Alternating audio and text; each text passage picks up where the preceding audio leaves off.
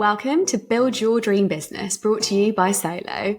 More than just a booking app, we're a community for independent pros in hair, beauty and wellness. I'm Katrina, here to bring you closer to real stories of success from the industry's finest and share practical advice to help your business flourish. At Solo, we understand the journey of working independently, and our goal is to connect, empower and inspire you. We're here to make sure that even though you work solo, you're never truly alone. In today's episode, we talk to Jennifer of JustJennifer Beauty, a beauty therapist and business mentor. We discuss building client relationships, how she built a huge following on social media, managing multiple income streams, and balancing self-care with business growth. Welcome, Jennifer. Thank you for joining us. Thanks so much for having me. How are you? I'm so well, thank you. Why don't you start off by letting us know how you got into the world of beauty? Starting a new career is always challenging. How did you find your first 20 clients? How did you get your business going and out there?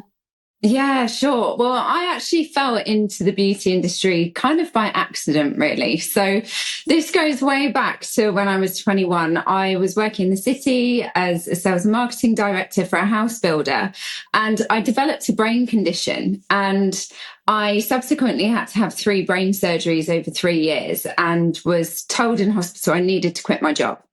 And I always was interested in going into the beauty industry and into reflexology and holistic sort of therapies.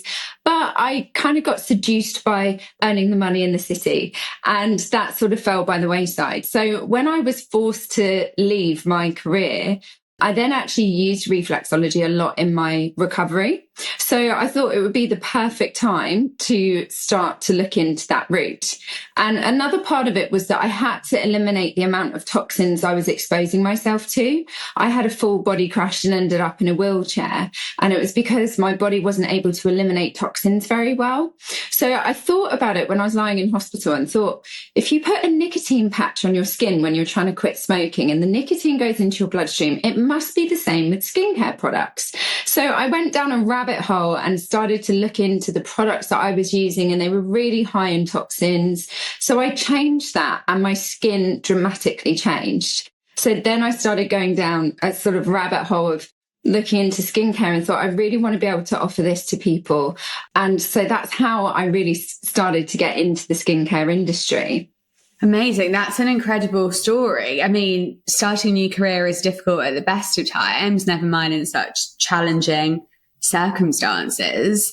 You know, obviously with being ill when you started out, it must have been quite different to most people starting out. How did you get your business out there? What were the kind of first steps to getting your first clients? So actually, before I had trained in skincare, I was promoting skincare products. And what I did is I sent out a message on like a community forum website just saying, I've got these amazing skincare products that I wanted to share with people. They've changed my skin. Who would like to try them?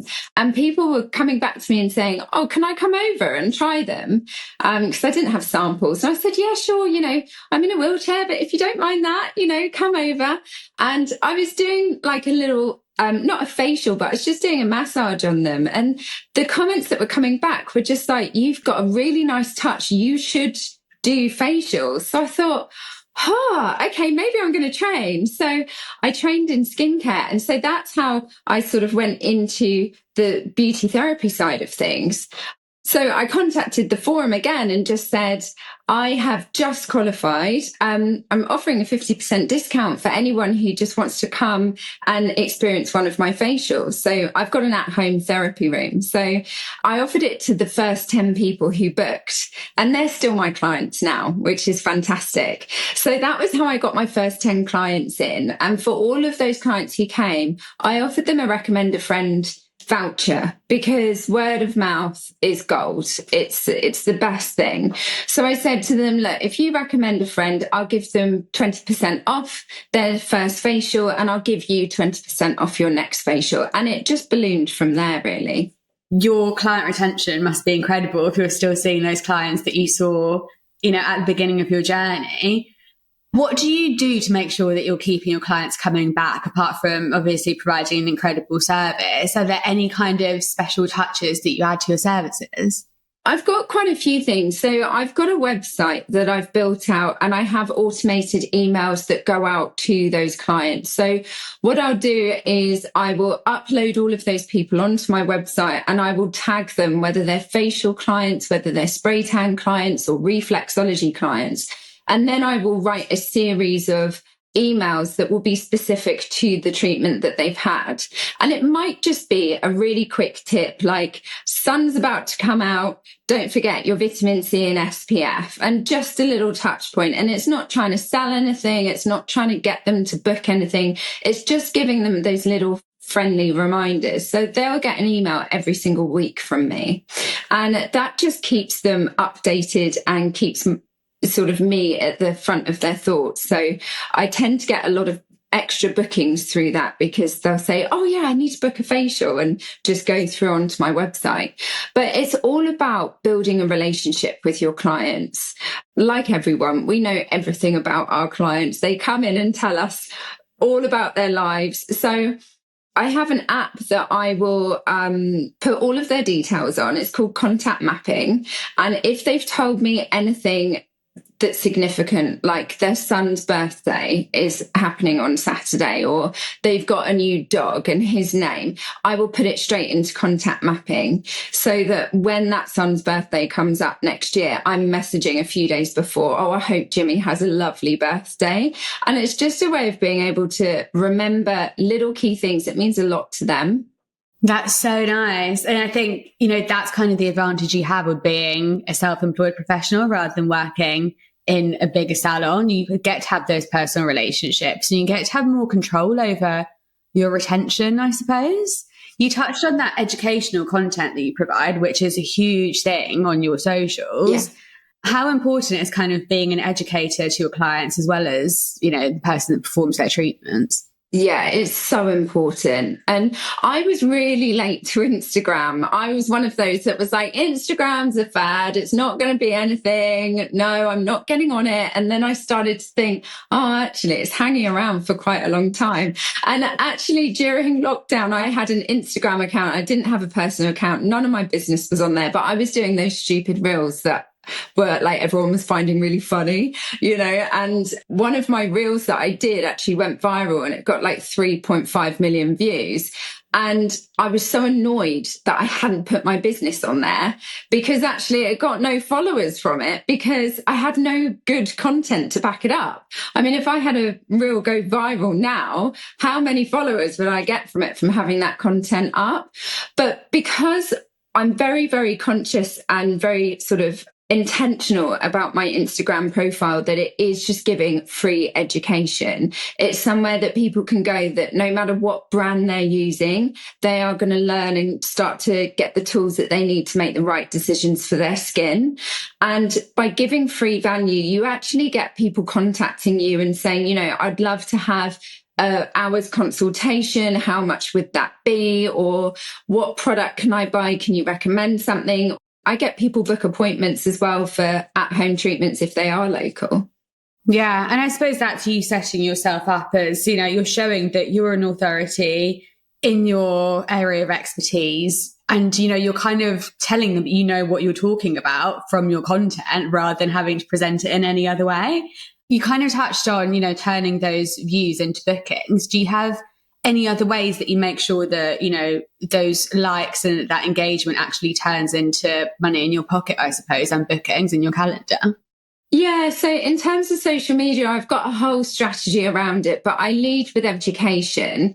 Every single person that follows me, I will contact them usually that day, unless there's a surge of followers, and just introduce myself, tell them how thankful I am that they're following, and tell them a little bit about what I do, and then ask if there's anything I can help with.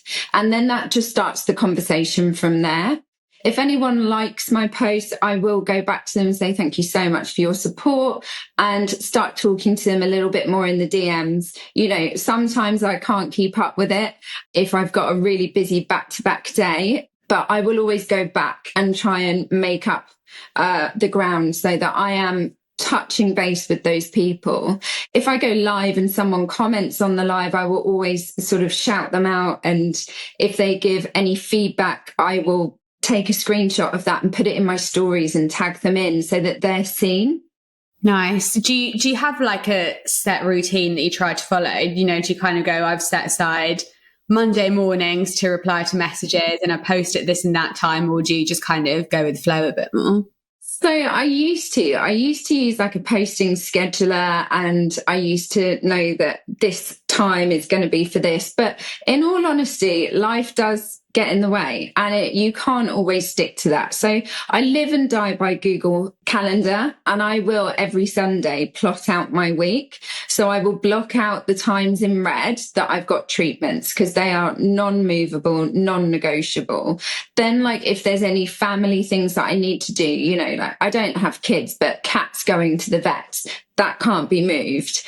And then once I've plotted that out, I know where my pockets of free time are going to be. It might be half an hour in between two treatments that I can batch some content.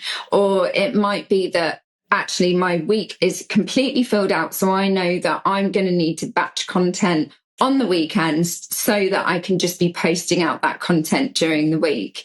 I think if you're not structured like that, then the days and the hours will just go by, and then you'll be annoyed with yourself thinking, oh, I haven't posted in 5 days. Oh, I'll just leave it. It does have to be really intentional. Do you use content schedulers or anything like that? Do you sort of look at what the best times to post are? I'm actually playing around with that at the moment because the algorithm is changing all the time. My actual followers I'm noticing, are watching me live at more irregular times. So I think I did a live today at like 10:30 and had quite a few people watching live. Whereas before I'd be like, absolutely not, everyone's going to be at work. I'm doing it at 7 p.m. But in doing it in times that, may be slightly awkward, your viewers are going to be doing different things. So some people are going to be working on those hours. Some people are stay-at-home mums and are going to be about. So you're actually, by changing up your times and not sticking to your 8 in the morning and 8 at night, you're going to capture a whole different type of audience who never get to see that live because they're actually doing something else. So I think it is key to have a structure, but also come away from that structure a little bit.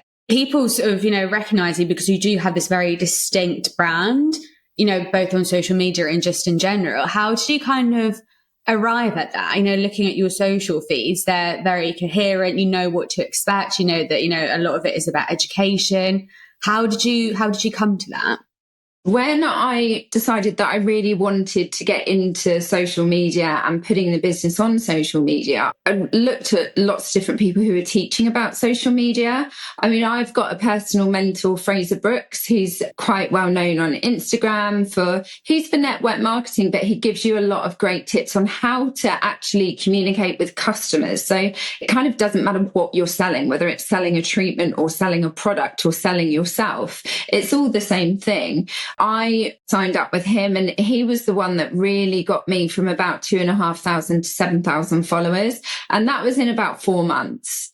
That was just by leading with education, because before that, I was just leading with product or filming a treatment and just going, book now. And of course, it was tumbleweed because no one is getting anything of value. They're just really being sold to, and that's really obvious. They don't get to connect with you. And then just with the feeds, there's someone called Kat Karoy who does a lot of great teaching about your feed and aesthetics. And so we went through my brand and brand colors and, what I wanted my audience to feel when they got onto my profile and things like that. And even looking at the wording in your bio and making sure that that's SEO optimized, because that will help people find you more. That's really cool. It sounds like it was a real process. Was there anything surprising that came out in working with those mentors you kind of didn't expect to come to? I didn't expect the followers to come as quickly as they did. And I know that, 12,000 isn't a lot of followers in the grand scheme of things, but, it did happen quite quickly and has been building from that. I suppose the community as well is the thing that I didn't really expect. And, lots of people messaging me if I went through a hard family time last year in February when my stepfather died, and I was sort of doing palliative care for him. So for a month, I was back on the Isle of Wight, so I wasn't doing any treatments and my social media was very minimal. But that audience, they were messaging me all the time with so much support and just saying, don't rush back, we can wait for you, and all of this. And that was really lovely. That's what I really wanted to achieve with that, was a community rather than just this Insta profile where everything's looking perfect. And I suppose the one big thing that I learned was it doesn't all have to be perfect. I do some lives where I'm sat on the floor straightening my hair in my pajamas. I haven't even washed my face and I'm giving some tips whilst I'm doing it. And I've got my wardrobe open behind me and I've got my cables on the floor. But that's what people want to see. They don't want to see a polished professional pitch. They want to see real life.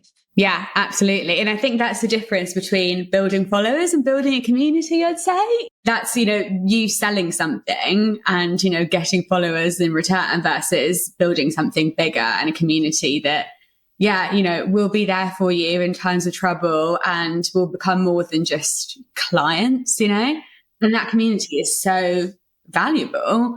One thing that Fraser Brooks taught me was to win on the social media game is about turning strangers into friends and friends into family. And that's exactly what I try and do. It sounds like you've got a lot on your plate. You've got, so many different things that you're doing.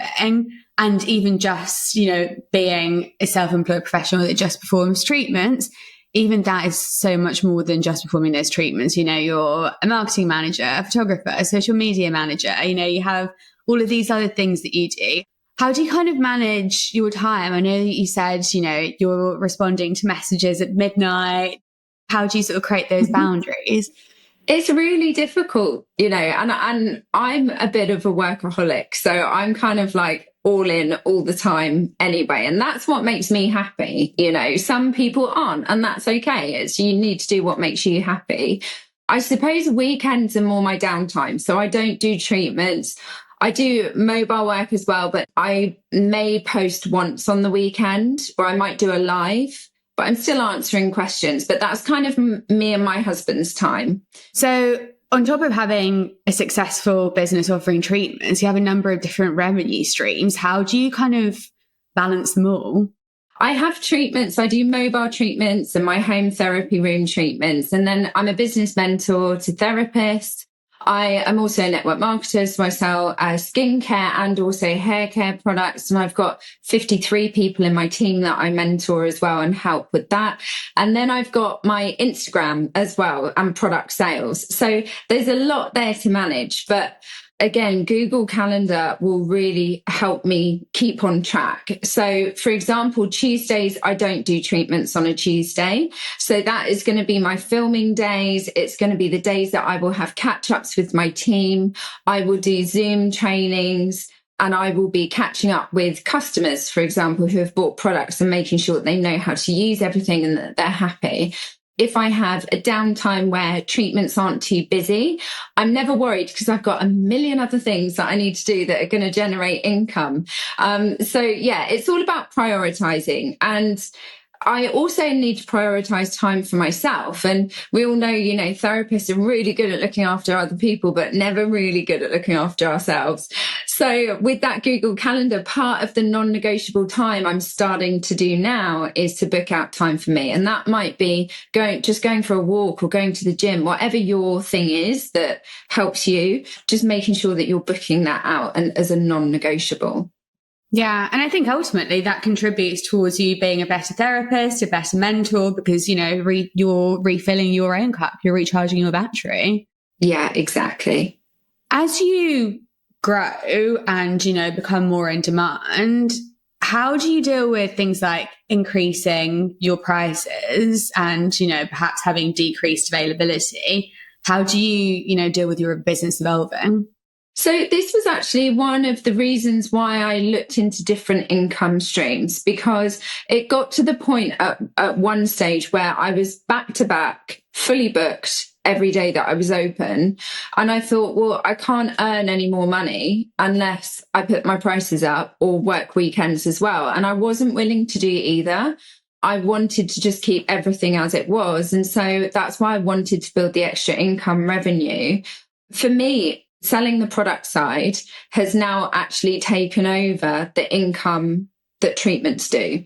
I have put up my prices in the past. I started off at the lower end when I needed the customers. And then I slowly built it up to a point where I thought that's just the sweet spot. That, I think when you're looking at pricing, you want to be increasing to the point where some people drop off, but the majority of them keep on, because then you're at the top end of what you can be doing. If you increase it to the point where your diary's empty, you're too expensive. If you're down low and you're fully booked and that's it, you can't fit any more in, then you need to increase that price. So I've kind of got it to that sweet spot where I think I really don't want to charge anymore. Obviously, sort of circling back to the beginning of your journey, looking at where you are now and what you've evolved to be, is there anything you kind of wish that you could tell yourself when you first started out? What advice would you give to yourself at the beginning of your journey? Should have been on social media a lot quicker. What was that viral reel? Oh my gosh, it was so silly. So I had got my husband's leg in shot. I was in the kitchen. He was lying on the floor and I was just like in like a skirt and a top and heels. And I was dragging him along the floor. But because he's heavier, like he's not big, but I couldn't actually physically pull him along the floor. So in the background, what you don't see is him pushing himself along the floor so that it looks like I'm pulling him. And it was just like a few seconds. And it was me miming to He Had It Coming from Chicago. And the caption was something like, when your husband doesn't do the chores. I can see why that would go viral. People can relate. And it went viral and I got a lot of hate on it and I got a lot of love on it. I ended up getting about 3,000 followers from that, but it was the wrong type of followers because I didn't have my business backing that up. So it was just, people thought it was funny and click follow. But if I had had my business on there, I could have captured so much more from that. And actually, in the end, I was having to go and get them to unfollow me because it was ruining my algorithm that I was having these people on my social media who, when I was bringing the business online, they actually weren't aligned with what I was about. So weren't engaging, weren't interacting. Actually, that's a good point, isn't it? All followers aren't good followers. How do you kind of make sure that you are getting the right followers, the right audience? So when I first sort of started out, I was really scared about talking about what I do. I was like, what if people don't like it and then they unfollow me? Well, that's great. That's what you want because they are not your tribe. So the thing is be really clear about what you do, who you are and what you're about. And that will resonate with people who are going to be your tribe. It will be people who like you or people who feel that they're in the same situation as you or feel that they can learn something from you. One thing that a lot of women who I mentor sort of say is, yeah, but nothing's interesting about me. And that's so not true. It's not interesting to you because you live it every single day, but the viewer finds it fascinating. And also you're at a certain point in your business, in your life and whatever you're doing, but somewhere along the line, there is someone back there who was where you were when you started and you can be an inspiration to that person back there. So it doesn't matter if you've been in the business for a year. It doesn't matter if you've been in the business for 6 months. Someone is going to find you inspirational. Someone is going to want to learn from you or just like you and click and connect and think, oh, this person's my jam. What are some of your goals going forward? I am actually going through the adoption process at the moment, which I haven't released on social media yet, but I have on my own podcast. So it's fun to mention here. It's tricky, right? Because now we're getting into the stage of, okay, now I'm going to have to balance being a mum as well as having a business. And I've never had to deal with that before. I'm not sure what's going to be happening with my treatment side of things in-house because we may be going for siblings. And so that would be the treatment room. That would mean that I'm then heavily focused on mobile treatments. If the kids are old enough to be at school, everything's sort of up in the air. what is great about them being online is that I do a lot of online consultations. I do a lot of product and routine setting. So if someone, for example, has a whole shelf full of products and they've maybe got blemish prone skin, they're not sure what they're doing. I'm like, right, we're getting on Zoom. You're going to film all of your products. I'm going to write them all down. I'm going to tell you what to throw away. I'm going to tell you what to use and in what order and what you need to buy. Give me your budget and I will work to that. As a therapist, there are so many other things that we can do online and service people worldwide rather than just in our area. That is so exciting for you. I'm so happy for you. And exactly, having those fingers in many pies means that, when your life situation changes, you have then put yourself into a position where using your knowledge, you can pivot that into something else. I'm generalizing here, but a lot of therapists come from a serving. So they find it icky to sell products after treatments. But my clients absolutely love it because the way that I do it is that I am giving them their service and then I'm enabling them to continue a treatment at home that's going to give them the best skin of their life, but they'll still come to me every single month for a checkup, for a treatment. I will be doing more in-depth treatment with them, but I'm also giving them expert advice on what products to use and when. If you have deals with companies that you can get a commission on for selling the products, then you're getting your second income stream that way. So, it just means that when you're on holiday and you're not hands-on, you can't do treatments because you're in Dubai or something on the beach, you're still getting an income. Whereas if you're just hands-on, you're not. If you're ill or if you're away or if you're not doing treatments, you're not getting an income. So for me, because I know that I've got this journey coming ahead of me with the adoption, I am more focused on the online social media, also coaching, my podcast and product sales as well, which, as I say, it's just got to the point now where it's overtaken my treatment income. That's super exciting. And the education is the service, your knowledge is the product and the education is the service, it makes sense. What was your biggest fear when you kind of decided to have that career change and become a self-employed beauty professional, going from a job in the city? It kind of all happened quite organically. So in all honesty, if I hadn't have been sick and they said, you need to leave your job, I don't think I would have ever done it. Being employed, you've got that security of payment, and leaving all of that and then setting up on your own and, getting yourself established is really scary. But once I had set up, I had such a fear. Like if I had a busy week, I'd be like, yeah, that's great. But what if they don't come back? What if this stops? What if I get sick? My continual drive was, how can I make sure that Sue or Liz or Joe comes to me instead of going down the road? What can I do to be different? Or how can I go that extra mile to make someone feel amazing? And that's how I come into every single appointment, how I treat every single client and my interaction with everyone.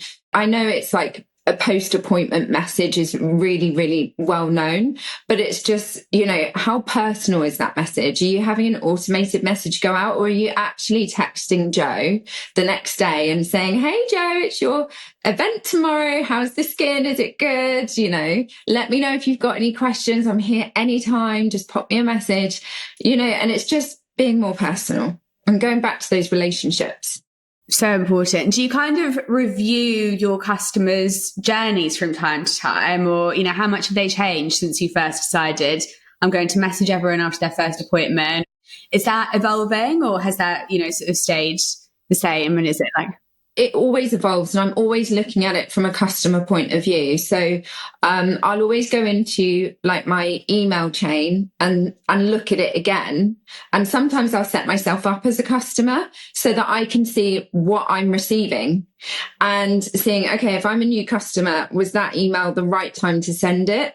Am I putting in the right message? Am I giving enough education? Is it too much, too little? So I'm always analyzing all of that. And that does take time. And I think, you know, you go through seasons in a business, and I sort of say like your winter season is like your downtime. So for me, it's January. I'm never busy in January, ever. I tend to go on holiday in January. So January is when I will be analyzing everything and looking at how I can improve it all. And then as it's getting busier, I know I don't have the time to do that. So I tend to do an audit once a year. Of your processes? Yeah. It's been so nice chatting to you, Jennifer. And I think there have been so many valuable takeaways for our listeners. So thank you for sharing your wisdom. It's been such a pleasure having you on. Oh, you're welcome. Thanks so much for having me. Follow us on Spotify, Apple Podcasts, or your favourite podcast app. If you like the episode, why not leave a review or share it with a beauty industry friend? And if you're curious about Solo, you can download it for free on the App Store or Google Play and take advantage of our free trial.